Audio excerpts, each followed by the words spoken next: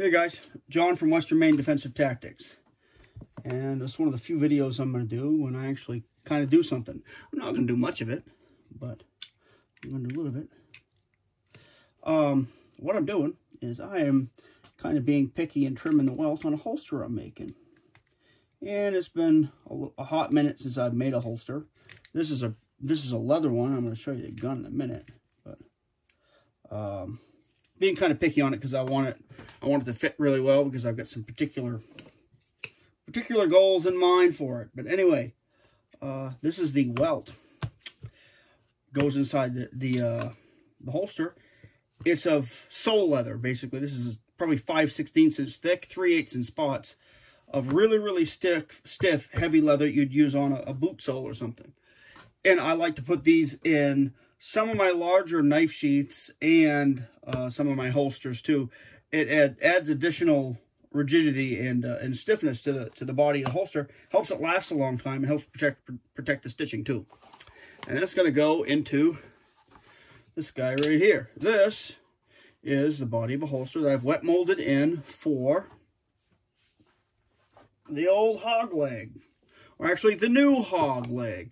This is an 1860 Colt 1860 new model Army pistol replica by Pieta. And something I've been getting into the last couple of years is black powder. I've had a really big interest in black powder firearms and the history of it my entire life since I was a kid. One of the first things I started reading about was black powder. But until a couple of years ago, I didn't really own any black powder guns. And between my son and I, we have remedied that in pretty good shape the last couple of years because now I own a few. And what I like about black powder is the guns are generally less expensive, a little bit more available than a lot of your centerfire guns. And I have more, I won't call them toys, I'll call them recreational pieces.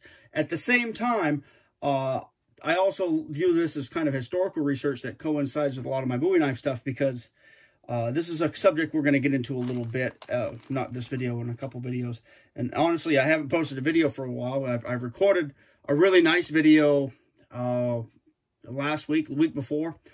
One on bullwhips, one on Bowie knife stuff. I don't want to get into it because I'm going to reshoot that video. And I wasn't able to get it to upload to YouTube because of whatever reason. I was having technical difficulties. But anyway, so this welt on this holster is going to fit into the edge of the holster like this.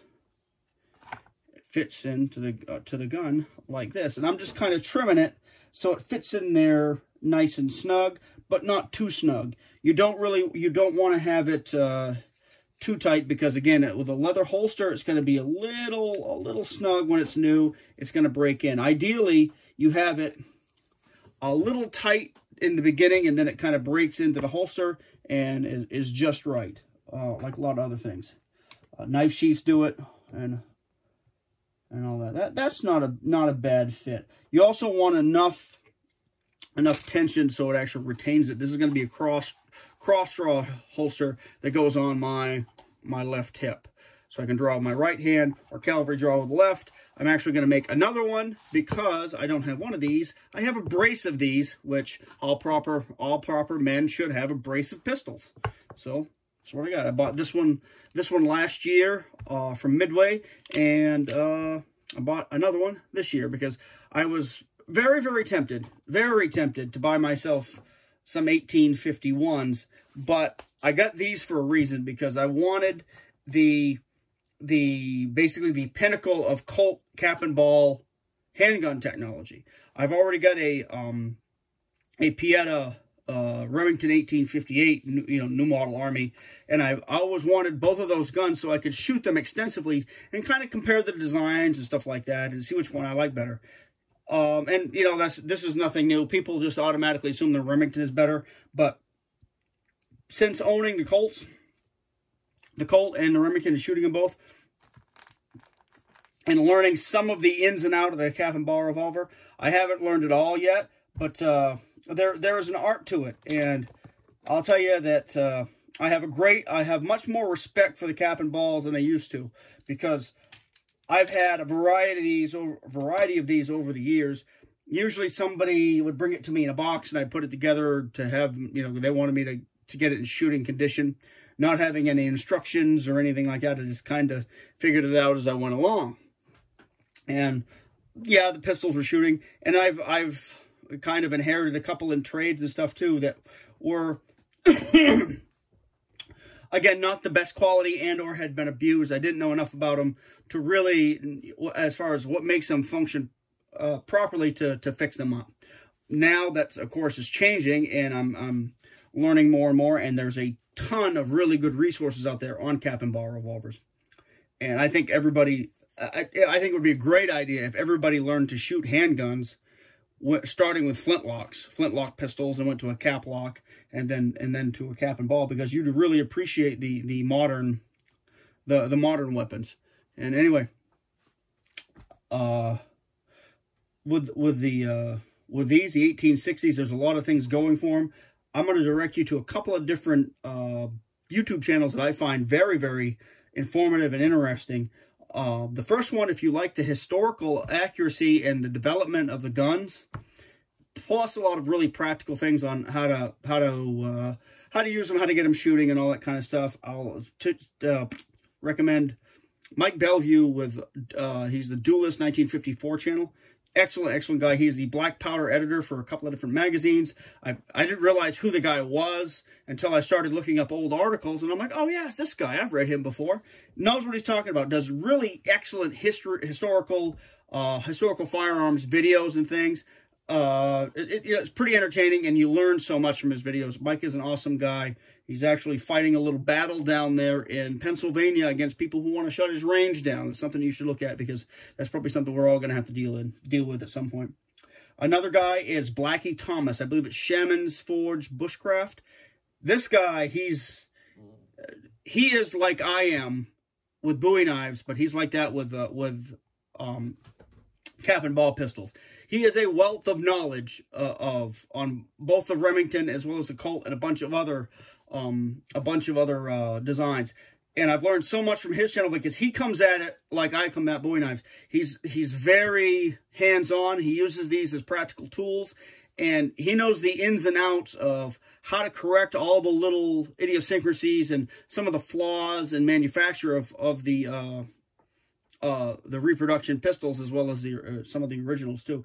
Valuable insight. He has a good amount of historical knowledge too. But when I have a practical problem, this particular gun was cap sucking, and between him and Mike Bellevue's channel, I was able to figure it out and fix it. And I'm going to do some other work on this gun too, because I have some goals for it, and I'd like a nice, really well-tuned, refined brace of 1860 Colts to go terrorize squirrels with and target shoot. And these guns are a hell of a lot of fun. And we're going to get into one of the other reasons why I kind of picked up historical pistols in a later video. One of the reasons I initially did it, I didn't realize it was going to have quite the effect that it did, was I wanted to teach my son about different firearms mechanisms. So when he was little, I was like, geez, if I really wanted to do this right and on a budget, I'd pick up a flintlock pistol and a cap lock pistol and then a cap and ball pistol, so I could show him the systems but not have to invest in a more expensive rifle. And we ended up doing that. And actually, Zach bought our first black powder weapon that we owned as a family when he bought this. This is a Juker, sometimes known as a Junker, black powder Derringer copy. This is not a good copy of a Philadelphia Derringer or Henry Derringer. This is way chunky, huge. And this one is, I'm a pretty good shot with a pistol, guys, and I pay attention, and I like learning how to hit things with odd pistols.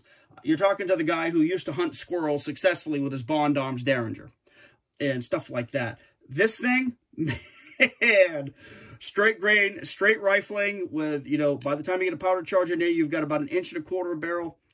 Man, if you can hit somebody with this thing across the card table, you're doing really well.